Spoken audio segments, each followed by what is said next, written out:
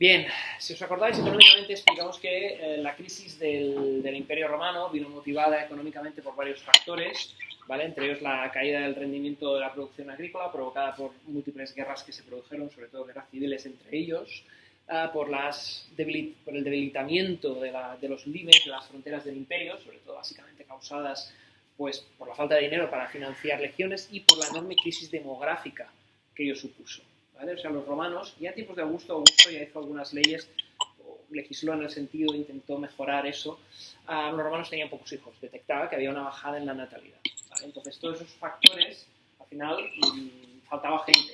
Y en las fronteras había unos tipos que deseaban entrar en el sistema de vida romano. Haciendo unas comparaciones que siempre son peligrosas, pero si lo comparas en nuestra situación hoy en día tenemos una enorme masa de seres humanos en África, ¿vale?, que están deseando entrar en Europa, ¿vale? Pues en ese momento era un poco al revés. Había una enorme masa de gente viviendo en el norte de Europa y sobre todo en los Urales, por decirlo así, que estaban siendo empujados desde Asia, ¿vale?, que deseaban entrar en el Imperio Romano. Era como el dorado para ellos. Esto hizo que se produjera un fenómeno, un efecto tapón, ¿vale? Es decir, esas personas que se encontraban, digamos, en los límites del Imperio Romano, iban presionando y a su vez iban siendo presionados por el que venía detrás, ¿vale? Los pueblos romanos hacían lo que podían para contenerles, pero llega un momento en el que eso ya, sobre todo a partir del siglo III después de Cristo, la frontera deviene eufemísticamente muy porosa. Al final, ahí donde había puestos de guardia romanos cada kilómetro o medio kilómetro vigilando la frontera, pues ya no había nadie en cientos de kilómetros. ¿Vale? Entonces ellos entraban, se internaban, vivían aquí. Bueno, dentro de 20 años vendrá alguien a molestarme, bueno, pues me vengo aquí, luego vuelvo a entrar ahí. Era una situación completamente ingobernable. ¿Vale? Todo esto unido, como decía, a ese, digamos, debilitamiento del poder central, llevó a una crisis que hizo también invivibles las ciudades. Si lo acordáis, lo comentamos la semana pasada, la gente se ruralizó, se fueron a vivir a las vilas, es decir, la economía romana, el éxito de la sociedad romana, que era básicamente la urbanización, ¿vale? O sea, urbanización en el sentido del fenómeno de vivir en el ámbito urbano, ¿eh? O sea, de crear ciudades, esas ciudades de pronto quedaban vacías. En el caso de Hispania, por ejemplo, es muy paradigmático el caso de Tárraco, ¿vale? El caso de Tárraco, que era la capital de la provincia de Hispania tarraconense, pero sobre todo la ciudad más importante de Hispania.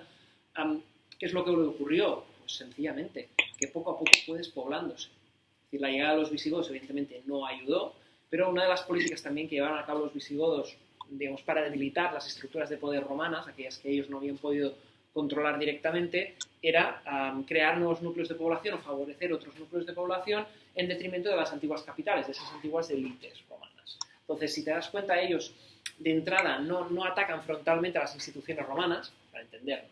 El ayuntamiento de Tarragona de la época, ¿vale?, la curia municipal de Tárraco, no es disuelta por los visigodos. O sea, ellos no llegan y dicen, ahora ya no hay ayuntamiento, aquí manda el Adaurfo. No. Dicen, bueno, hay un ayuntamiento que funciona, sí va funcionando. Sí, claro, pero no lo financiamos. Lo ahogamos económicamente. De hecho, este ya es un fenómeno que había ocurrido en el Bajo Imperio cuando el poder central romano pues, se debilita. Entonces, poco a poco, los cargos municipales les pasa dos cosas. Una, que como no pueden funcionar, ¿vale?, es decir, no reciben la financiación necesaria, el poder central romano dice, vale, pues vamos a hacer que si tú te pasas del presupuesto, ¿vale?, avales con tu patrimonio personal. O sea, ¿se imaginan ustedes? Cualquier hijo de su madre se presenta a unas elecciones, es escogido concejal, y ese año, como el ayuntamiento se ha pasado en la partida presupuestaria aprobada y tal, pues la diferencia la mete él de su bolsillo. ¿Qué creen que ocurriría? No se presentaría nadie a unas elecciones. Nadie.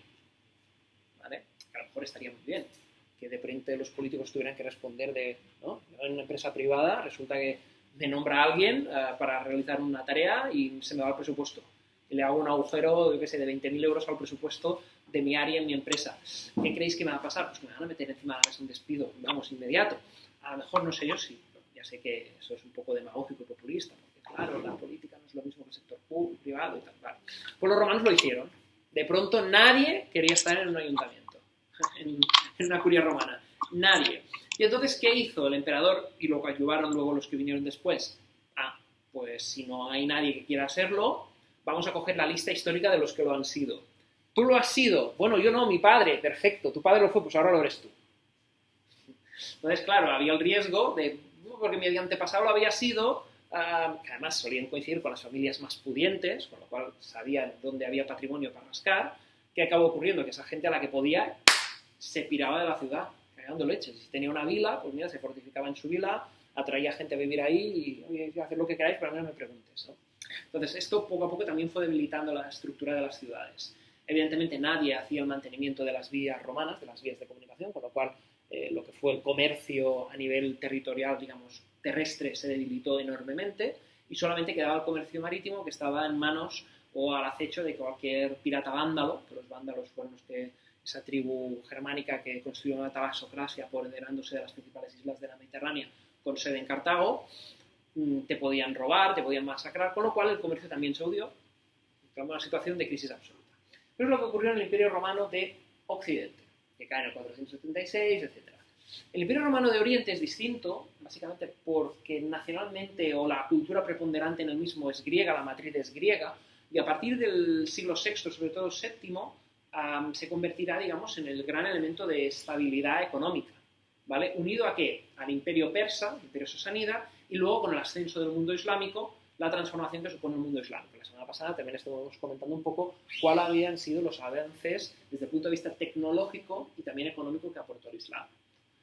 Básicamente, el Islam, ¿qué hace? El Islam se convierte en un enorme thermomix, en un turmix que lo que hace es absorber conocimientos de Oriente y los pone en contacto con aquello que también absorbe de Occidente. ¿Cómo? La semana pasada explicaba, muchas veces atacaban al Imperio Bizantino, el Imperio Bizantino para refrenarles, ¿qué hacía? ¿Qué quieres para un año de tregua o 2 años de tregua? Pues tanto dinero. Vale, veremos cómo lo conseguimos. Y dame 100 copias de la República de Platón. Vale, pues, las tenemos, sí. Entonces hacen un gran trabajo de copia, traducción y copia que se difunde. ¿Vale? Siempre explico que Aristóteles, o sea, es captado por el mundo islámico, por el califato de Damasco en el Imperio Bizantino, de ahí, digamos, se extiende por todo el mundo árabe y a través de la escuela de Toledo, o sea, en el otro punto del mundo islámico, es retraducido al latín para volver a entrar en el mundo cristiano occidental. Es decir, Occidente no conoce a Aristóteles a través del Imperio Bizantino y de Grecia. Si miramos un mapa, parecería lo más lógico. Sino que el fenómeno a través del cual Aristóteles, como biólogo, como científico, como filósofo, como político o teórico de la política, es rescatado, es precisamente a través del mundo islámico dando toda esta vuelta. O sea, figuraos en la mente, ¿no? La vuelta que da. Bien, eso también para tener un poco el dibujo de la situación. En Occidente, ¿qué es lo que ocurre en Occidente? En Occidente entra en una etapa muy compleja, que es dada en llamar la Alta Edad Media, ¿vale?, que tiene sus momentos, como le llamaríamos, de primavera. Tiene sus pequeños brotes verdes, ¿vale? El brote verde fundamental es el Imperio Carolingio. Es decir, en medio, digamos, de aquel desorden tan general que se causa en la Europa occidental con la caída del Imperio Romano de Occidente y la aparición de varios estados bárbaros, llamámoslo así, pero básicamente son estados germánicos que nacen de aquellas tribus que ya se habían asentado en el imperio porque los romanos no eran capaces de defender las fronteras, ¿vale? Aparece de pronto un poder que los centraliza, que los agrupa a todos, con la vocación de crear el primer Estado unitario en Europa occidental después de la caída del Imperio Romano, con un matiz, ser un Estado cristiano. Eso tendrá su relevancia. Mirad, como os podéis imaginar, la situación es... Voy a hacer aquí un poco de dibujo.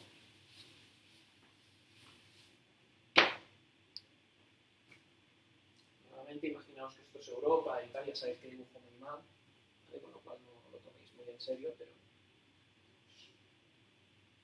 para tener idea, ¿vale? De pronto tenemos una división en Europa, que esto es Imperio Bizantino, ¿vale? Bizancio que está aquí. Aquí está Roma, y aquí estaría el mundo islámico, el mundo musulmán, ¿vale?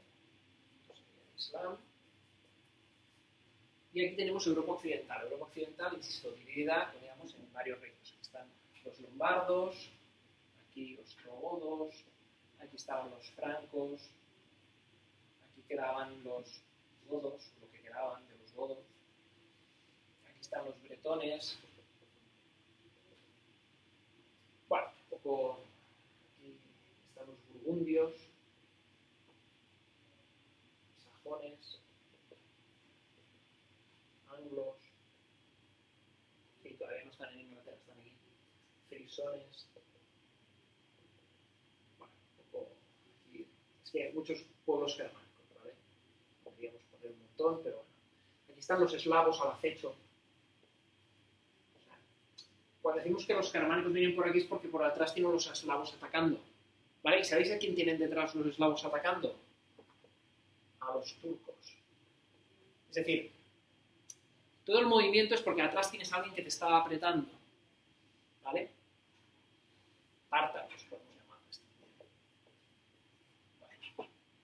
La cuestión, ¿cuál es? Que de pronto los francos, ¿qué consiguen? Partiendo de esta base de poder, consiguen expandirse aquí, conquistar a los lombardos, cristianizar a los sajones, conquistar a los anglos, llegan hasta Austria, entran en Italia a petición del Papa, y en un momento determinado, cuando son atacados también por los musulmanes que seguían hacia arriba, los derrotan y establecen la marca en Barcelona, en el Pirineo. Barcelona. ¿Qué pasa a ser Barcelona? Capital Aquisgrán. ¿Por qué es tan importante este imperio carolingio? Porque duró relativamente poco, o sea, la vida de Carlomagno y de un par de sus hijos, y luego la cosa se partió, ¿vale? Se partió entre lo que fue el Reino de Francia, la llamada Lotaringia y Germania e Italia, ¿no?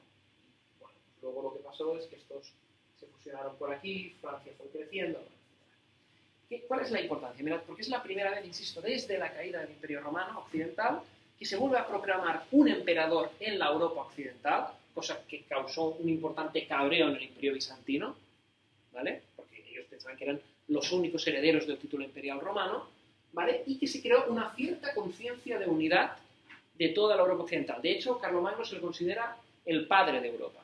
Es la primera vez, políticamente hablando, que existe una unidad en la Europa occidental. Una unidad fundada en una herencia romana común, una herencia germánica común, esta doble nacionalidad, por decirlo así, o doble raíz, unida a un factor religioso común, que es el cristianismo romano. Todos estos factores tienen esta primera unidad. Con lo cual tenemos una alta Edad Media que tiene tres actores principales, al menos respecto de Europa, que serán el Islam, la Europa ortodoxa representada por el Imperio Bizantino y la Europa cristiana occidental. ¿Qué es lo que intentará Carlomagno? Carlomagno, imitando los signos de poder de los emperadores romanos, intentará, bueno, abrir escuelas públicas por todos lados. De hecho, para facilitar la enseñanza y la copia de libros y preservación de la cultura clásica, creará un tipo nuevo de letra, que es la letra carolingia. Esta letra carolingia es, digamos, la base de nuestras letras minúsculas. Cuando yo escribo, yo no hago como los romanos y escribo con letra de palo aquis gran, sino que normalmente, ¿cómo escribo? Escribo así, ¿no? Bueno, pues sepan que el inventor de este tipo de letra es una derivación, muy mala caligrafía por mi parte, de la letra carolingia. Y esto lo hace Carlomagno, ¿para qué? Para facilitar la difusión de la enseñanza, de la escritura, del aprendizaje, ¿vale? Por desgracia, este pequeño renacimiento no tendrá continuidad y poco tiempo después entramos en el feudalismo. El feudalismo es una estructura económica que lo que hace es causar la parálisis de los recursos económicos en la Europa occidental. ¿Cómo funciona? Ante un momento de crisis de la estructura política central, porque los descendientes de Carlomagno no tienen demasiado trabajo matándose entre ellos en guerras civiles, lo típico, ¿cómo funciona? Funciona que aquel funcionario al que se le había asignado una determinada función, pues yo qué sé, encárguese usted de gobernar el territorio de Barcelona, dice, a partir de ahora esto es mío y de mi familia. Yo decido, no es que yo sea un funcionario público, un servidor público, al que un superior jerárquico le ha mandado aquí y me ha pasado mañana me puede mandar a otro sitio, sino que este ya es mi destino perpetuo, mío y de mi familia, con lo cual yo este cargo lo voy a dejar en herencia a mis hijos. Y todas las personas que viven aquí son mis súbditos. Esto tiene que ver con una estructura germánica, piramidal, hay quien la compara con la de Botio ibérica, bueno, ahí veríamos, en virtud del cual todos son pactos privados, es decir, el concepto de poder público desaparece. Sí. ¿Qué diferencia hay entre el feudalismo y cuando los ciudadanos romanos creaban las villas? Bueno, a ver, es distinto porque técnicamente una villa es una empresa privada. Si no tú eres libre de irte cuando quieras. ¿Vale? En el feudalismo verás que no. ¿Vale? Que no tienes esa libertad. O sea, la villa romana, al final, solamente lo que va a facilitar, por decirlo así, es encontrar un tejido económico dispuesto a aceptar esta coraza política, por decirlo así. Político-económica. Es decir, al final, ¿la idea cuál es? La idea es que tú y yo firmamos un contrato privado en virtud del cual tú me entregas tu cuerpo, no tu alma, porque todos somos cristianos y jamás podrás ser esclavo mío, porque tú tienes alma, yo tengo alma, somos iguales ante Dios. O sea, el tema es que no podemos hablar de servidumbre, de esclavitud, porque eso está súper prohibido por la Iglesia, entre cristianos, musulmanes, judíos. No es lo mismo porque el esclavo es una cosa, no tiene ningún derecho. El esclavo es una cosa, es una simple silla. Si me apetece coger un hacha y partirla en dos, la parto en dos y aquí no ha pasado nada. Mientras que en el feudalismo, aunque tiene diversos grados de intensidad, ¿vale? Tú eres un ser humano, yo soy un ser humano, y ese mínimo hay que respetarlo. ¿Vale? Hay quien de hecho ve en eso la primera signo de aparición de los derechos humanos, ¿no? O sea, lo primero para reconocer derecho a alguien es reconocer la existencia de ese alguien. Claro, en el derecho romano no se reconoce la existencia del esclavo. El esclavo es una cosa, una puñetera silla que habla, como un coche fantástico que habla, ¿no? O sea, es una cosa. ¿Vale? En cambio, en este mundo se reconoce que es un ser humano que está en un rango muy inferior al mío, pero tiene dignidad. O sea, si yo lo mato, estoy cometiendo un asesinato, puedo ser juzgado por matar a un vasallo mío. No tengo derecho de vida y muerte sobre mi vasallo. Ojo, sí que yo soy el juez de mi vasallo. Yo puedo decir que has cometido un delito y que por lo tanto te ha justiciado, porque el juicio no era, como lo entendemos hoy en día, un acto público en el que puedes defenderte, etcétera, sino que yo, como soy parte y juez, decido cortarte el cuello y se acabó. Pero como mismo tengo que dar una apariencia, por decirlo así, de justicia a mis actos. No puedo actuar arbitrariamente o como digo directamente. Bueno, la verdad lo que ocurre es que con la implantación del feudalismo, ¿vale? Esa barrera a la opresión que era el poder central desaparece y se extiende por toda Europa esta estructura, ¿vale? Feudal. Evidentemente, ¿esto qué hace? Reducir todavía más el alcance del comercio. Es decir, partimos de una época en la que todo el mar está controlado por la piratería bereberisca, o sea, los piratas bereberes y musulmanes controlan todo el mar de la Europa occidental, con lo cual el comercio marítimo, digamos, más allá de aquí a aquí, o de aquí a aquí, o de aquí a aquí, digamos, no es viable, no es practicable, y que además tampoco es practicable por tierra, porque si ya era inseguro, digamos, más allá, dentro del señorío, o incluso más allá para ir al pueblo de al lado, se convierte en algo muy difícil. Con lo cual la economía se localiza a un nivel, digamos, que puedes consumir las verduras que tú has cultivado en tu huerto y tu vecino ha cultivado en el suyo, y no más allá de aquí, porque no puedes ir al pueblo de al lado porque corre de peligro tu vida, incluso pues te pueden robar, o puede venir un señor feudal y decir que se lleva la mitad de eso, que ese es el peaje para pasar al pueblo de al lado. ¿Vale? Eso evidentemente pone la situación. Bueno, además, añadirle evidentemente que todo ese proyecto imperial de crear escuelas y que los niños aprendan y tal, esto se va a pique, y solamente quedan los monasterios como fuente, digamos, de cultura, de preservación del saber en la medida de lo posible, ¿vale? Por ejemplo, en nuestro caso será muy importante el Scriptorium de Vic, ¿vale? Será muy importante porque será, digamos, por inspiración del abad Oliva, de la misma condesa de Barcelona, con colaboración con el Papa, será un primer centro cultural que irradiará cultura desde Vic, un momento, digamos, complicado en esta situación. Pues bien, ¿en qué momento todo esto cambia? Mirad, esto cambiará justamente con la llegada de la Baja Edad Media. ¿Cómo va a ser eso? Por múltiples factores, ¿vale? Evidentemente, en nuestro caso, no podemos dejar de hablar del fenómeno de la mal llamada Reconquista o de la expansión, digamos, del Condado de Barcelona y del resto de reinos cristianos sobre territorio musulmán, sobre Al-Ándalus, ¿vale?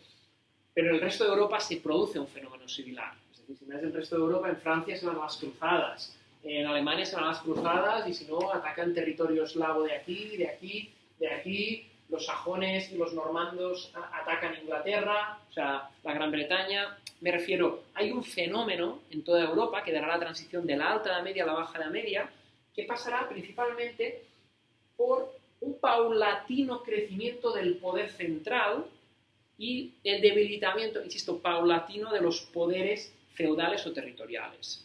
Ojo, que no es un proceso a lo mejor tarda entre 150 y 200 años. O sea, ahora aquí vemos una cosa, ahí vemos otra, o sea, no es un de, ya está, ya ha pasado, no, ¿vale? Sobre todo por una razón, porque en gran parte los mismos reyes, que son los que impulsan, o los soberanos, me gusta más la palabra soberano que rey, les digo por qué, porque el concepto de rey es un concepto muy del siglo XVIII, ¿vale? Como mínimo un concepto muy moderno, ¿vale? Y a veces aplicamos conceptos modernos a la Edad Media y patinamos, ¿vale? Evidentemente no se patina desde un punto de vista académico, que todos los académicos lo saben, sino que se patina desde un punto de vista popular e incluso se patina desde un punto de vista político interesado, porque hoy en día se quiere explicar determinadas cosas soslayando la Edad Media. Vamos a ver. El concepto relevante en la Edad Media es que tú seas, digamos, que no reconozcas ningún superior a ti que no sea el Papa y Dios. Ese es el tema. Como es una estructura jerárquica, ¿vale? Al final, el tema relevante es que tú no tengas a otro hombre por encima de ti del que sigas las órdenes, que no seas vasallo de otro. ¿Correcto? No importa tanto el título que tengas, cuanto que tu título sea un título de soberanía, ¿vale? En la mayoría de las ocasiones dicho título lleva el nombre de rey, pero en todas no en todas. Por ejemplo, todos hemos oído hablar alguna vez del famoso imperio austríaco, ¿verdad? Pero Austria era un reino. Hoy en día es una república, es un país soberano, cierto, pero ¿Austria ha tenido rey alguna vez?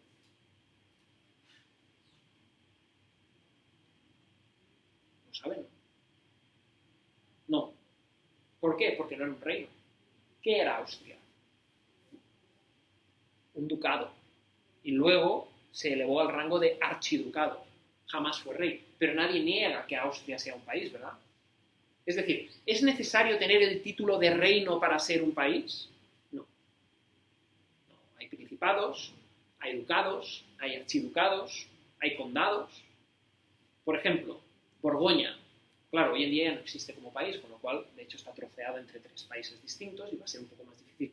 Pero Borgoña fue un país. Lo que pasa es que no tenía el título de rey. Bueno, de hecho lo tuvo durante un tiempo el título de reino de Borgoña, luego se convirtió en ducado de Borgoña. Algo parecido, por ejemplo, les ocurrió a los bretones. Tuvieron el título de reino de Bretaña, pero llegaron a un acuerdo con el rey de Francia, en virtud del cual, si aceptaban la superioridad, aquí sí, del rey de Francia, les daban el título de ducado de Borgoña, perdón, de Bretaña, y les dejaban hacer, digamos, hacemos la paz, tú me reconoces como titular tuyo, pero tú haz lo que te dé la gana. Eso es otra historia por ahí. Ya si quieren hablamos de cómo aparecen los bretones aquí, en el territorio de Bretaña. ¿Alguien sabe cómo se llamaba Bretaña antes que llegaran los bretones? Aunque eso sea por leer Asterix y Obelix. ¿No? Esta zona se llamaba Armórica. Y vivían ellos celtas. Lo que ocurre es que con las invasiones de los anglos y de los sajones en el siglo VI y VII después de Cristo, ya un poquito antes, ¿vale? Con la caída del Imperio Romano, por decirlo así, el abandono de los romanos de Bretaña, estos pueblos germánicos fueron a vivir aquí y muchos britones perecieron y también muchos se exiliaron. Esos britones que se exiliaron tras la conquista sajona de Gran Bretaña se fueron a vivir a Armórica, llegando a ser ellos los bretones más que los propios armorios y mezclándose y creando Bretaña. Los britones que viven aquí venían de aquí. ¿Vale? Lo que hoy en día es Inglaterra, claro, ¿hay quién vivía ahí? Pues vivían estos señores que los echaron de su casa. ¿Vale? A otros los arrinconaron para un lado y formaron el país de Gales, y a otros los pegaron patada hacia arriba y estaban ahí los pictos y los scots. ¿Vale? Y esa zona del medio, como esta semana pasada ha muerto la reina Isabel II de Inglaterra, pues tener un poco y todo el mundo ha hablado de las 4 naciones fundantes y todo ese rollo, pues podemos saber un poco esta composición multiétnica de dónde viene. Bien, volviendo al tema. ¿En qué momento, digamos, la Alta Edad Media por decirlo así, se va rompiendo y da paso a la Baja Edad Media, que es lo que nos interesa aquí? Mirad, por un lado, ocurre también que el Islam, ¿vale?, que había aparecido con mucha fuerza en el siglo VII después de Cristo, a partir del año 1000 entra en crisis. Crisis provocada por una parte por la fragmentación interna, es decir, el inicial califato de Damasco, ¿vale?, se debilita y cae, es sustituido por el califato de Bagdad, que también se debilita y cae ante las invasiones, en este caso turcomanas, etc.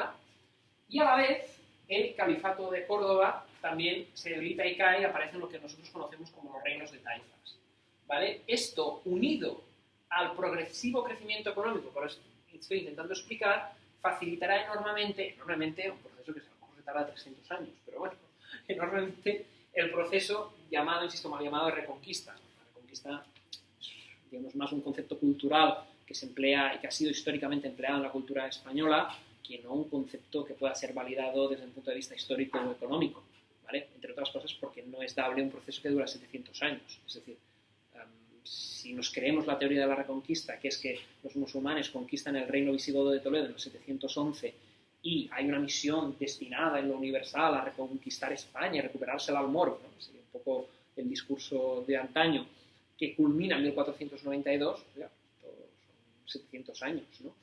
Como proceso histórico no se sostiene, sino que evidentemente lo que hay es un proceso, digamos, político muy individualista, si lo quieren llamar así, de cada uno de los núcleos de poder que se formarán en, digamos, la llamada Hispania cristiana, ¿vale?, para conquistar a aquellos que tienes al lado y hacerte con la riqueza del vecino. De hecho, la competición y la guerra entre los reinos cristianos es tan radical y acuciante como lo que se produce entre los mismos musulmanes, entre las distintas taifas musulmanas. Sin ir más lejos, vamos a ver. Voy a intentar dibujar un poco mejor porque ahora sí es relevante que dibuje mejor la península.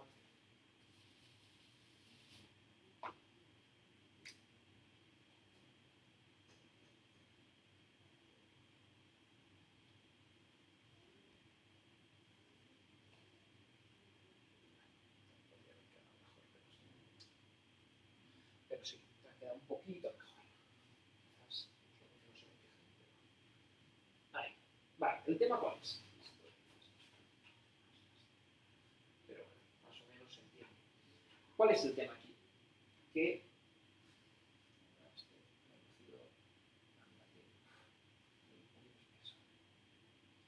bueno, más o menos creo que se entiende que está el río Ebro. ¿Tema cuál es? Que en la formación de estos reinos, ¿vale?, por una parte tenemos que tener en cuenta las antiguas tribus prerromanas que ya vivían aquí. Entre otras cosas porque durante todo el periodo de dominación romana la composición étnica de la gente que vive en estos territorios no cambia, ¿vale? Es decir, en esta zona los íberos, o sea que a lo mejor alguien desconoce, es que en la zona en la que vivían los íberos inicialmente, para entenderos, iban de Jaén hasta más o menos Marsella, hasta Provenza. Toda esta zona es la zona culturalmente íbera, ¿vale?, lo que también saben llamar el arco mediterráneo.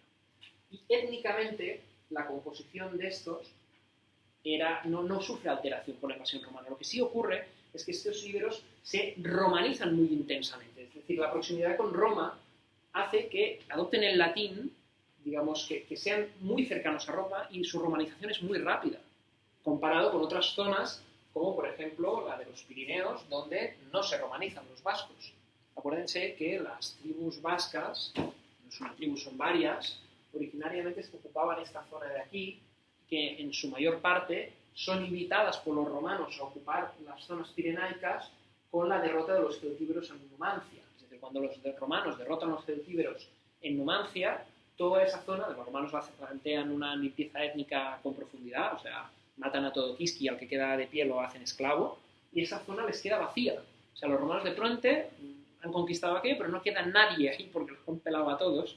Y entonces tienen una tribu aliada, unas tribus vasconas que ocupan esta zona de aquí, que les invitan y dicen, oiga, vengan ustedes a ocupar esta zona. Y entonces cuando esas tribus vascas de aquí ocupan esta zona de aquí, ¿vale?, y serán aliados de Roma. Eso en parte explica el porqué de su escasa romanización. Si los romanos los hubieran querido romanizar, los habrían romanizado. Pero ya les iba bien, eran aliados de Roma. Pues perfecto, tengo una zona controlada por mis aliados, ¿sí? Entonces aquí quedaron, en la zona de Galicia siguieron viviendo celtas, ¿vale? Sigue siendo una zona celta. En el momento en el que se produce la invasión islámica, básicamente se crearán 3 núcleos de mal llamada resistencia. Una será, en primer lugar, esta zona de la Marca de la Gotia, ¿vale? Porque gran parte de la nobleza goda ibero-romana se refugia en esta zona de aquí, por eso los francos crean el marquesado de la Gotia. Otra zona con importante influjo de población visigoda va a ser la zona de Asturias, ¿vale? Donde esas tribus también escasamente romanizadas, que eran las tribus cántabras y asturianas, de pronto reciben una enorme población foránea, que básicamente está huyendo de la invasión musulmana, y un núcleo, que será este núcleo de aquí, también de unas tribus vascas que inicialmente se mantienen aliadas con el califato, pero que tras la aparición de los francos, digamos, se pasan de bando. ¿Vale? Digo para que también se entienda que los musulmanes inicialmente les respetan a estos, ¿sí? Y entonces se crean 3 núcleos de poder alrededor del llamado Reino de Asturias, el Reino de Pamplona y el Marquesado o la Marca de la Gotia, ¿sí? Esto, con el tiempo, evolución, batallas y discusiones familiares varias, dará por una parte la aparición del Reino de Galicia, el Reino de Asturias que se convierte en Reino de León, y hay una parte del Reino de León, sobre todo la parte que toca más con las tribus vascas, ¿vale? Que están alrededor del Reino de Pamplona, en el que es una zona un poquito de nadie. Es decir, tened en cuenta que toda esta zona podía haber franjas importantes de tierra en las que no vivía nadie porque eran frontera con el mundo islámico y ahí el que estaba ahí pillaba, ¿vale? Entonces, ¿qué es lo que ocurre? Que nominalmente son tierras que pertenecen al Reino de León, pero a la práctica están poco pobladas. Y lo que hace es mucha gente que no está conforme con el gobierno del Reino de Navarra, se van a vivir ahí porque como es tierra de nadie pueden hacer un poco lo que quieren. Entonces, una enorme cantidad de inmigrantes, colonos, pamplonenses, que es como se llama el reino, del Reino de Navarra, se van a vivir en esta zona nominalmente del Reino de León. Y ahí es un poco lo que en catalán llamamos aiguabarreig. Ahí se hace una mezcla un poco de todo y aparece un pequeño dialecto latín, que será básicamente mezcla del celtíbero y del vasco, sobre todo con un enorme substrato vasco, que será lo que luego se dio a llamar castellano. ¿Vale? Quienes de inicio van ya a demostrar una enorme fuerza expansiva, porque a la primera de cambio que van a poder se van a declarar independientes del Reino de León, van a renegar del Reino de Pamplona y tendrán muy claro que su expansión es hacia el sur. Entonces este pequeño condado, que rápidamente se independiza, va creciendo, haciendo ¿qué? Reduciendo el campo de expansión de sus vecinos y compitiendo contra ellos. Es decir, si me tengo que aliar con los moros contra León, lo haré, y con quien sea contra el otro. ¿Vale? En paralelo a eso, hay una poderosa familia de origen romano, pasada al Islam, que son los Banu Qasi, de la familia Cassius, que se pasan al Islam, que son los Banu Qasi, que tendrán su sede en César Augusta, es decir, en Zaragoza, y que, digamos, van a formar, digamos, aquí un triunvirato en esta zona. ¿Sí? Un poco para entender esta situación. Entonces, en este contexto, ¿cómo, insisto, llega la Baja Edad Media? La Baja Edad Media llega básicamente por el fortalecimiento de estos núcleos de poder central, en el que el rey tiene el debate interno de decir, ¿qué hago? ¿Me uno a los nobles, digamos, a aprovecharme de la capa inferior? ¿O me convierto en el protector de esa capa inferior de la sociedad? Claro, porque el rey en sí mismo, él también es un aristócrata, también es un noble, con lo cual él de entrada está de acuerdo con lo que hacen los nobles está de acuerdo con el feudalismo, ¿sí? con estas redes de vasallaje, pero a la vez es consciente que estas redes de vasallaje en el fondo hace que haya nobles que no le reconozcan, o sea, le reconoce el título de rey, pero tú di lo que quieras, que yo en mi señorío hago lo que me da la gana, o sea, yo en mi casa hago lo que me da la gana y tú en la tuya, ¿no? Un poco, en un contexto, insisto, que las ciudades no existen, o si existen tienen muy poca población respecto de lo que son los pueblos. En ese contexto del rey se da cuenta que lo que tiene que hacer es favorecer el crecimiento de las ciudades, dejarlas fuera del alcance del poder de los nobles, como un mecanismo para debilitar a los nobles y aumentar su poder. Y de esta forma aparece algo tan curioso como las ferias.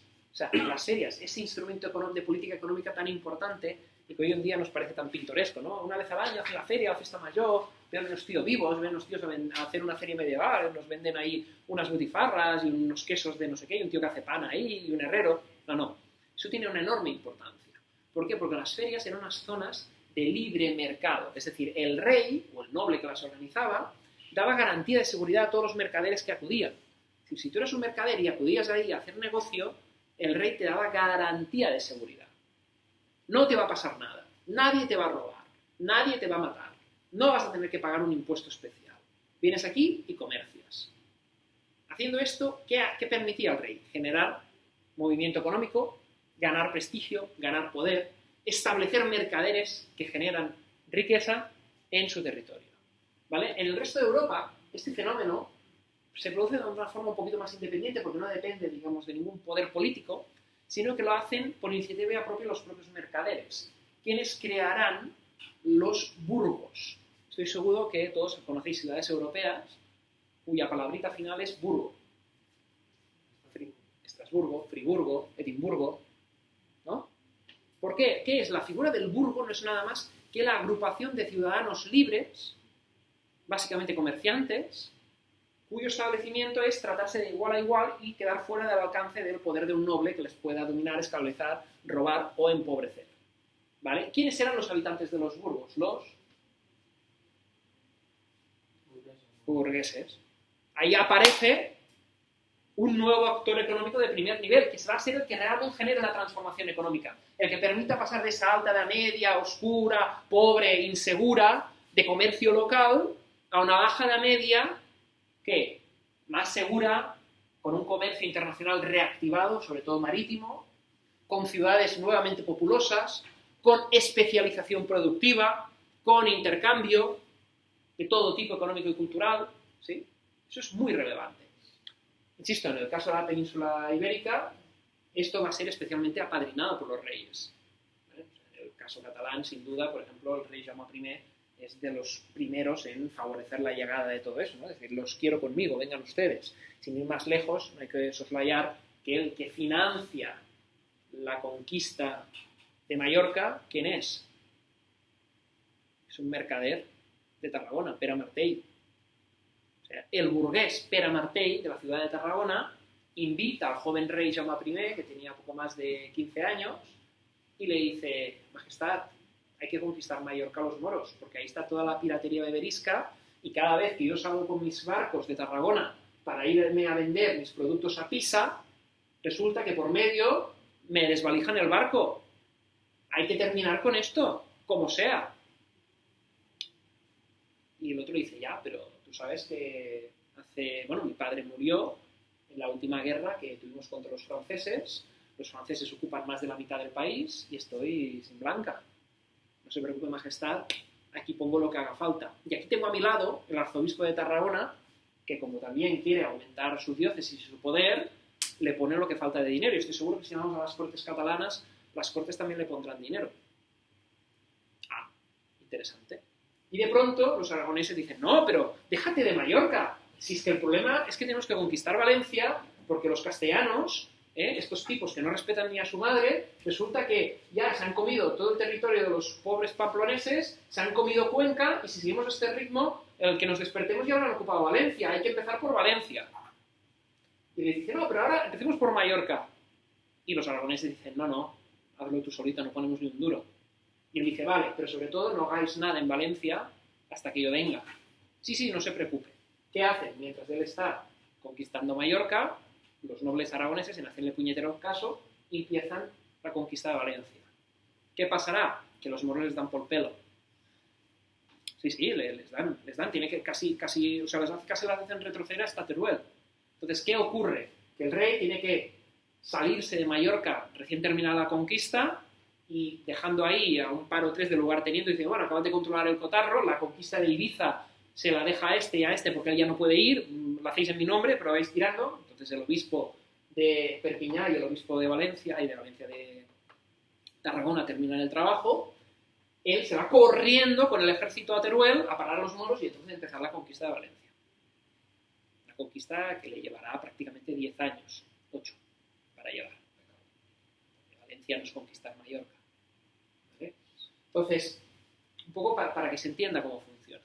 ¿Por qué es importante? Evidentemente, porque si tú controlas Mallorca, empiezas a controlar el Mediterráneo occidental. ¿Qué te falta? Te falta la Cerdeña, Córcega y aquí a Sicilia. Pero, hay que reconocer que dibujo cada vez peor,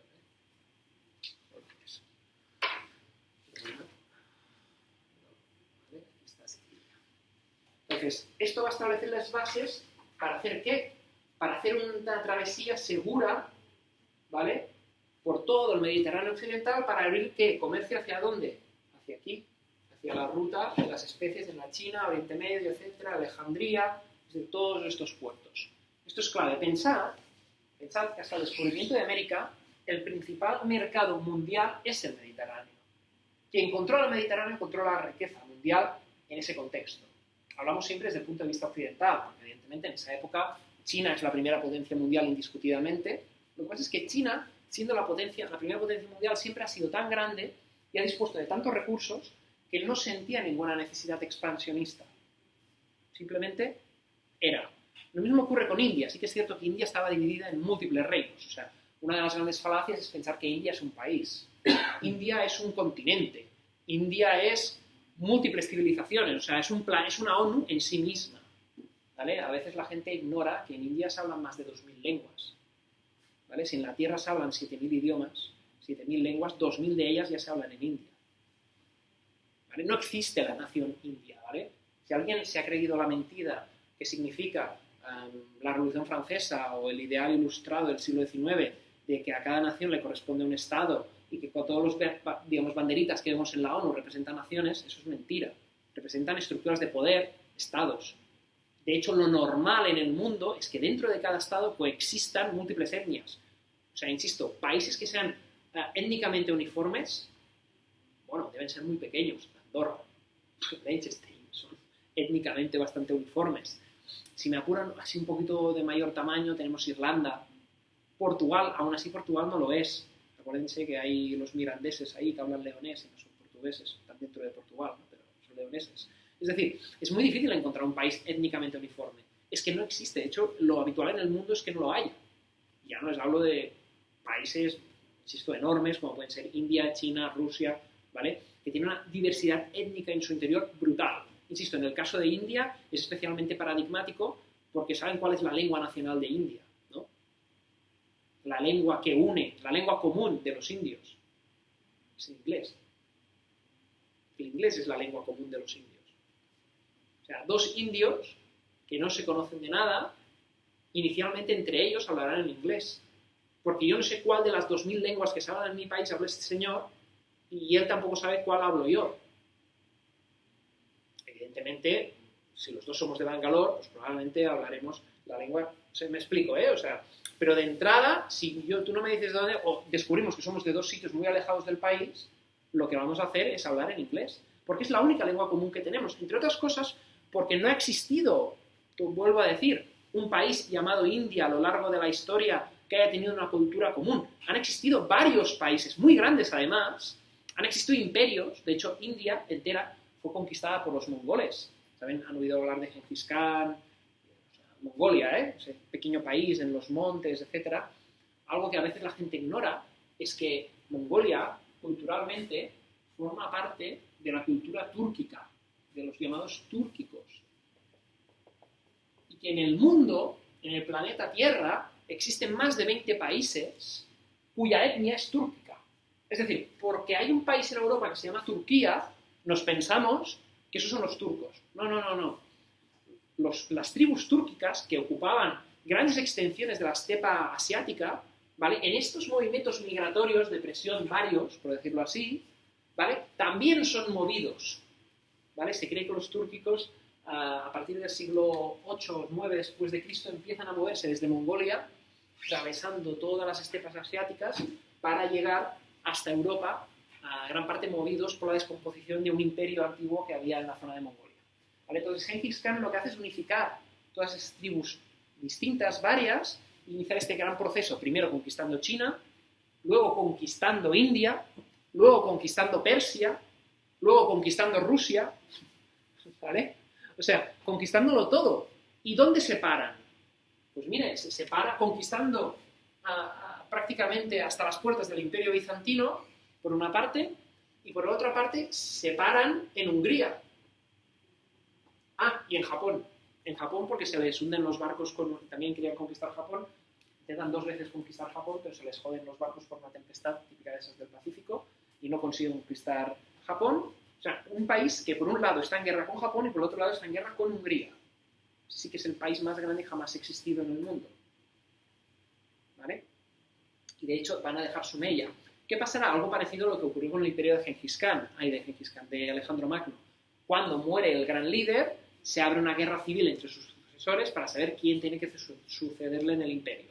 Esto lleva a partir del imperio como mínimo.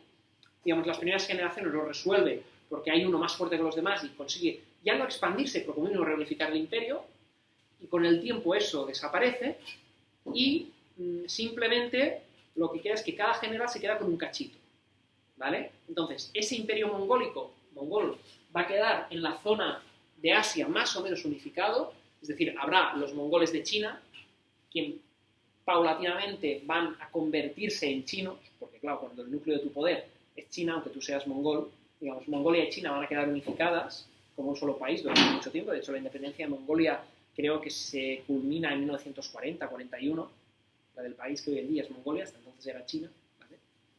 Es un pacto que luego llega en la Unión Soviética, Mao Zedong, bueno, hay una historia ahí, se lo disputaban y al final la solución de Stalin es, mira, ni tú ni yo, les dejamos como país independiente y ya está, país independiente controlado por la Unión Soviética, evidentemente, ¿vale? Pero ese era un poco el dibujo, bien. Y hay otra rama de la familia mongólica, ¿no?, del Imperio Mongol, que va a controlar India entera, ¿vale? Por eso digo que si no es el inglés, el idioma que unifica a los indios es el mongol, ¿vale? De hecho, los ingleses, cuando llegan a India, lo que hay ahí es el Imperio Mongol, en el siglo XVI, XVII y XVIII. Y los ingleses se presentan frente a los indios como los libertadores. Bueno, antes de los ingleses ya están los portugueses, ¿vale? Son los primeros en llegar, pero me refiero que cuando llegan ahí ellos se presentan siempre como libertadores, lo que hacían los romanos con los griegos. O sea, esa estrategia del imperio lejano que llega es siempre ser el liberador frente al opresor presente, ¿no? Y venimos aquí a liberaros de la opresión mongola.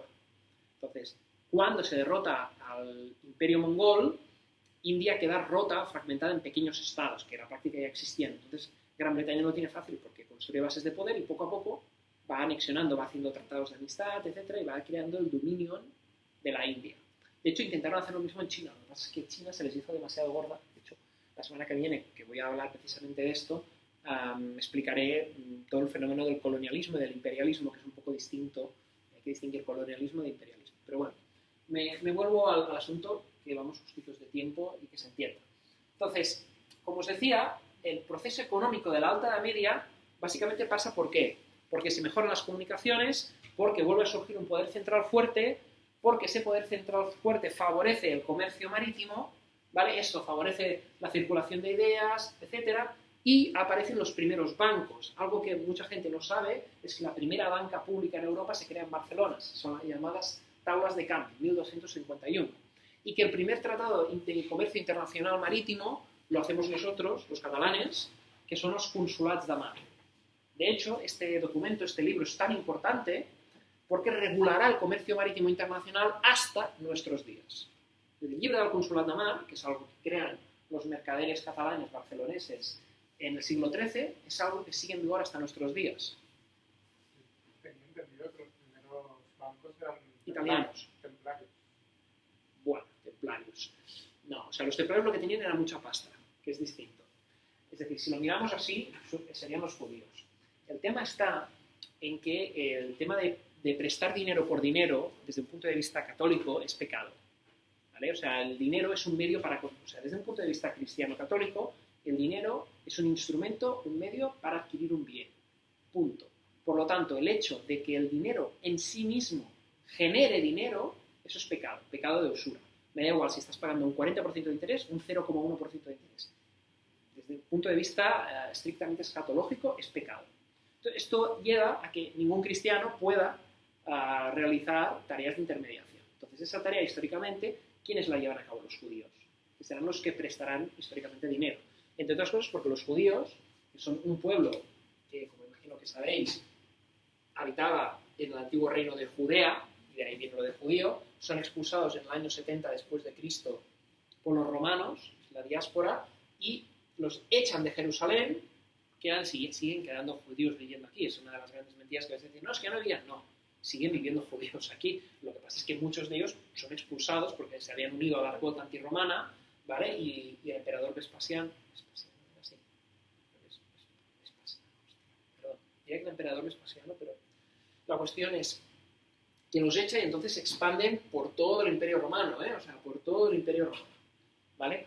Con el advenimiento de la Edad Media, ellos van a ser los únicos que van a prestar dinero, entre otras cosas porque al no ser cristianos tienen prohibido el acceso a la tierra. Es decir, como no eres cristiano no puedes cultivar la tierra, como no puedes cultivar tierra, entonces no puedes producir. Entonces, claro, estás condenado a morir de hambre. ¿Cuál es la única cosa que te puedes dedicar? Al comercio. No te dejan producir, solamente puedes intermediar. Entonces ellos acumulan grandes cantidades de capital, pero como no es capital nunca van a poder adquirir pues, tierra, nunca. Con lo cual siempre estarán un poco, entre comillas, siendo nómadas, ¿no? Porque esto les dará, curiosamente, este desarraigamiento les dará una posición estratégica para todo lo que es el tema del comercio, ¿vale? Y durante mucho tiempo van a monopolizar ese comercio. Cuando los reyes y cuando los aristócratas necesitan dinero, ¿a quién se dirigen? Al judío, que es el que presta con interés. Porque la Iglesia dice que es pecado que tú prestes, no que pidas préstamo. Sí. Entonces, claro, y tú dirás, Antón, ¿y si no pagas qué ocurre? No, si no pagas, evidentemente, un judío no te puede llevar a los tribunales porque no le van a dar la razón, con lo cual tan fácil como no devolver el préstamo, ¿no? Ya, pero ¿qué pasa? Que no te van a volver a prestar. Entonces, al final, siempre se acababa devolviendo ese dinero porque si no, el judío no te volvía a prestar. Bien, esto evidentemente hace que los judíos sean odiados. Esto y que no solo comercian entre ellos y excluyen al no judío del comercio, ¿vale? De esa prosperidad. Evidentemente es un cortijo, un terreno cerrado, por decirlo así, ¿vale? Entonces, en este contexto les surge un competidor, que van a ser esas grandes órdenes militares, principalmente nacidas del Reino de Francia, destinadas a la conquista de Tierra Santa, a la reconquista de Tierra Santa, inicialmente con la benévola intención de reducir la presión sobre el Imperio Bizantino y salvar los santos lugares en Tierra Santa, ¿vale? Y ahí aparecen los templarios, el orden del hospital de peregrinos, etc. ¿Qué es lo que ocurrirá? Que al final estos templarios se convierten como una especie de contrapoder y sobre todo que de todas las riquezas que han obtenido, porque evidentemente todo el mundo les da dinero por esa causa, un poco como una fundación sin afán de lucro, etcétera, de mucho dinero, deciden invertir ese dinero, porque claro, para generar producción, es decir, tengo ese dinero. ¿Y qué hacen? Prestan dinero, y ahí su error, a las monarquías de los reinos en los que están, dando especialmente dinero, dado que su sede es en Francia, al rey de Francia. Entonces llega un momento que el rey de Francia dice, ostras, estos tíos me deben mucha pasta, o sea, yo les debo mucho dinero, no puedo pagarles, solución, les voy a quitar ese dinero. En un contexto en el que ellos ya han perdido las tierras que controlaban en Tierra Santa. Es decir, unos tíos que tienen mucho dinero porque les hemos dado dinero para que conserven Tierra Santa, no conservan Tierra Santa, nos prestan dinero a nosotros, yo se lo debo mucho dinero a ellos, pero ya no cumplen su cometido. Y ten en cuenta que en esa época Francia controla el papado, es decir, el papado es angelino, ¿vale? El papado le apoya. ¿Y qué se hace? Se excomulga a los templarios, se les declara como herejes, y entonces es la forma de apoderarse de su riqueza y de su dinero, ¿vale? Cosa que es aplaudida por los judíos porque les quita un competidor que tenían de en medio. No, en realidad siempre se dice que los primeros bancos surgen en el norte de Italia, las ciudades italianas, Florencia, Pisa, Venecia, Génova, estas ciudades donde existen estos burgos, estas comunas de mercaderes libres, son las que generan los primeros bancos privados. Pero yo os he hablado de la primera banca pública, que es distinto. O sea, las tablas de cambio de Barcelona, creadas en 1251, la tabla de cambio de Barcelona va a ser la primera banca pública. Las otras son privadas. Y sí, son más antiguas, porque aparecen en el siglo XII, finales del XII, principios del XIII. La verdad es que todas son bastante contemporáneas. Pero a lo que me refería respecto del comercio es que, en cierto modo, ¿vale? Desde 1178 hasta 1400, vamos a decir, 95, ¿vale? Lo que existe en el Mediterráneo occidental es la llamada Pax Catalana, ¿vale? ¿Por qué? ¿Por qué he puesto esta fecha, 1178? Porque es una fecha en la que el rey Ramón Berenguer Cinqué o Alfonso I, segundo, porque ese hombre pobre en su vida tuvo 2 nombres, mientras vivió su padre, se llamaba Ramón Berenguer Cinqué, y al morir su madre lo rebautizó como Alfonso I, entonces depende por dónde lo pilles, pobre hombre.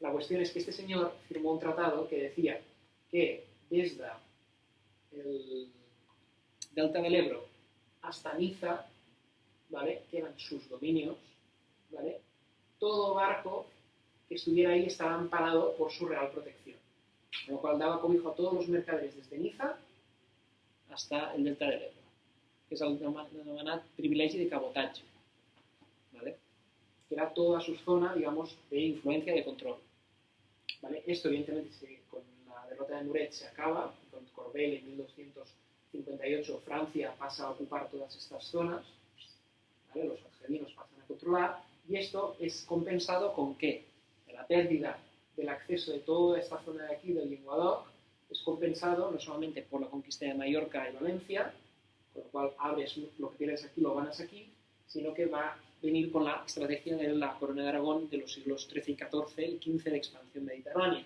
que pasa en primer lugar por la conquista de Sicilia. No hay que ser muy listo para darse cuenta que cualquier operación que implique comercio con el otro lado del Mediterráneo implica el control de esta isla tan central. Isla central porque, como decían los romanos, es la isla que genera grano, es decir, te genera un enorme exceso de comida. Cataluña siempre ha sido económicamente un territorio deficitario de alimentación, o sea, de cereales. Siempre hemos sido deficitarios de cereales. Entonces esto te ha aportado los cereales que te faltaban aquí. Y además tienes la base de repostaje para seguir hacia allí. Si a esto le unes el control de Cerdeña, ya tienes, digamos, el camino catalán perfectamente trazado. Mallorca, Cerdeña, Sicilia.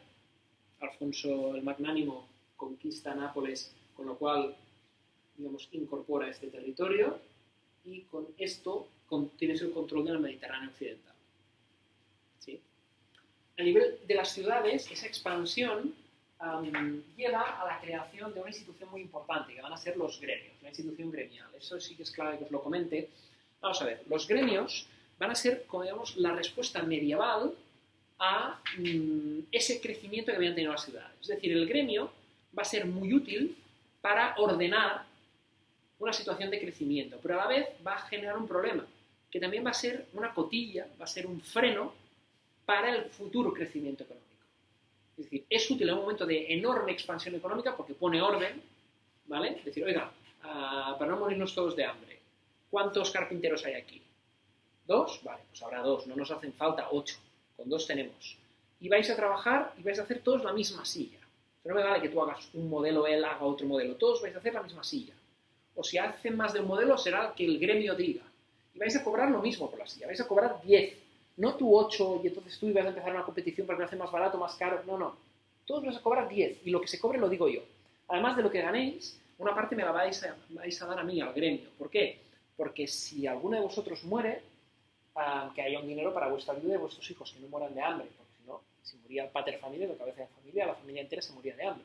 Entonces, a la vez, digamos, operan como una pequeña estructura cooperativa, si lo queréis llamar así, ¿vale? Pero una cooperativa con fuerza reconocida, pública, un instrumento parapúblico, que servía para proteger a sus asociados, a la vez que limitaba el crecimiento, que pudieran entrar elementos ajenos. De hecho, en un momento inicial, era relativamente, o sea, un momento de expansión en el que tú lo que necesitas es más gente, es fácil entrar en el gremio. Es decir, claro, es que estamos conquistando tierras los moros, que estamos abriendo mercados y tal, por lo tanto, es fácil entrar en esos nuevos gremios, ¿no? Queremos gente, pues hace falta gente que venga. Pero cuando ya tenemos a todos los que necesitamos, no queremos más. Entonces, ¿cómo limitamos eso? ¿No? ¿Cómo lo limitamos? Pues creamos una estructura lenta de crecimiento. Es decir, tú, para poder ser maestro, primero tienes que ser aprendiz. Y te estás 15, 20 años siendo un aprendiz. Es decir, trabajando solamente para comer y tener techo, nada más. O sea, no te pagan. Cuando eres aprendiz, históricamente en el gremio no te pagan. Tú simplemente se te da de comer y un techo. Y es todo cuanto recibe el aprendiz porque está recibiendo la enseñanza del maestro. Cuando el maestro considera ese aprendiz, puede pasar al rango de oficial. Es decir, alguien a quien el maestro ya confía plenamente para desarrollar determinadas tareas, pero no tiene la visión del conjunto, tiene la visión de una parte que sabe ejecutar correctamente. Y solamente cuando ha pasado mucho tiempo, quizás algunos nunca alcanzan ese grado, el oficial puede intentar ser maestro. Ojo, porque tú no te puedes presentar a maestro tantas veces como quieras. Digamos, tienes limitados, cada gremio tiene sus limitaciones, habría que ver un gremio en cuestión, cuántas veces te puedes presentar al examen para llegar a maestro. Y para llegar a maestro y poder demostrar tus habilidades, algo que el resto de maestros examinarán para poder determinar si tú mereces ser aprobado como maestro o no, tendrás que presentar ¿qué? Tu obra maestra. Alguien dice, es que es una obra maestra, eso es una obra maestra. ¿No habéis oído la expresión? Está en el lenguaje popular, ¿no? Ha hecho una obra maestra. ¿Qué es hacer una obra maestra? Una obra maestra diría así como el proyecto de final de grado, ¿no? O sea, es como el trabajo que culmina, en el que tú demuestras toda tu sapiencia de años y años y años de tu vida plasmado ahí. Lo que no te explican es que si tu obra maestra realmente no merece el aprobado, te quedas como estabas. No asciendes al grado de maestro. Y probablemente no te dejen presentar otra obra maestra hasta dentro de 15 o muchos años más. No es el año que viene me vuelvo a presentar a ver si suena la campana, ¿no? Ya está, has perdido la oportunidad. Entonces, con lo cual la gente se lo pensaba mucho antes de enfrentarse al tribunal evaluador. Y muy probablemente cuando se enfrentaba a ese tribunal es porque ya sabía de que le iban a dar porque había hecho un trabajo espléndido. De hecho, para poner una anécdota situando, Michelangelo, pintor, escultor, la Capilla Sixtina, el del David, etc., fue renombrado porque siendo muy, muy joven, contando con menos de 20 años, ganó el grado de maestro. Presentó su obra maestra y ganó, siendo todavía muy joven, demostrando su enorme talento de una forma precoz. O sea, Michelangelo demostró poder pasar esto, que había gente que pasaba toda su vida y nunca lo alcanzaba, que siendo un chaval ya entró, pim, pam, pum, y alcanzó el grado de maestro rapidísimo. Para que se tenga un poco la visión. Entonces, claro, la figura del gremio será una figura, desde el punto de vista económico, clave para el desarrollo o no desarrollo de la economía occidental. De hecho, habrá que esperar hasta la Revolución Francesa y concretamente los decretos napoleónicos de abolición de los privilegios de gremio para entender por qué no se desarrollan economías capitalistas en la Europa occidental hasta pasar la Revolución Francesa. Entre otras cosas, porque estaba prohibido. Es decir, los gremios son el gran tapón que impide el desarrollo del capitalismo. ¿El capitalismo básicamente qué es? Oferta y demanda, ¿no? O mejor dicho, demanda y oferta. Si hay demanda, surge una oferta para responder a esa demanda. Claro, pero ¿qué te dice el mecanismo medieval del gremio? Me la suda la demanda. Esta es la oferta que habrá. ¿Te gusta? Bien, no te gusta, te apañas. Esto es lo que hay. Entonces, yo como maestro carpintero, vuelvo con el ejemplo del carpintero, tengo dicho por el gremio que puedo hacer 10 mesas al año. Ni 9, ni 11. 10. Son las que hago. No hago más. No hago menos tampoco. O es que ha habido un incendio y tenemos que reconstruir la ciudad y se me ha quemado la mesa. ¿Podría usted construirme una mesa? No. Porque ya he vendido las 10 que tenía que hacer este año. Y probablemente tenga vendidas las próximas de los próximos 2 años. Con lo cual, sí, te puedo hacer la mesa. Te la entregaré dentro de 4 años. ¿Qué hago mientras tanto? No lo sé, no es mi problema. Esa es un poco la filosofía, ¿eh? Esa es la mentalidad, y ahí te apañas, ¿no? Entonces, claro, y me voy a ir a uno de al lado a decirle que me haga una mesa. ¿Pero es carpintero? ¿Está en el gremio? No, pero hace mesas porque como vosotros no hacéis más, policía, ese es un intrusista profesional, a la cárcel. ¿Ha creído este tío? Trabajar a mitad de precio mío y hacer el doble de mesas que yo. Que nos va a mandar al pacto del hambre. ¿Qué se ha creído este desgraciado? Venga, a la cárcel. Delincuente, criminal. ¿Veis? Ese es el funcionamiento del gremio. Claro, el capitalismo, en el momento en que los decretos napoleónicos abolen los gremios, ¡pum! Cualquiera se puede poner a hacer cualquier cosa. Oye, que no hace bien las mesas, pues se va a romper. Hace una mesa de 3 patas y se rompe, no le vas a comprar otra mesa. Es decir, es el mercado el que discrimina. No hay un gremio que te diga que la mesa tiene que tener 4 patas, un estándar. O sea, el gremio también garantizaba un estándar de calidad, por contra. Pero el gremio decía que había que utilizar ese tipo de madera. No se puede utilizar una madera de mala calidad, no sé qué, había que utilizar esa madera. Es más, si un maestro te vendía a ti una mesa y te hacía una mesa y esa mesa al cabo de un año se podría, se rompía, se no sé qué, tú podías denunciar a ese maestro al gremio y él podía ser castigado, incluso podía ser expulsado del gremio. ¿Por qué? Porque tenía que acreditar un estándar de calidad esa mesa. Con la llegada del capitalismo eso se ha acabado. Oye, si la mesa no te gusta, pues o sea, no te da la calidad, no la compres más, la compras a otro. O sea, el mercado pasa a discriminar eso, ya no hay una institución ajena que lo determine. Bien, pues vamos a hacer una cosa, hacemos ahorita un descanso de 15 minutos, ¿vale? Con lo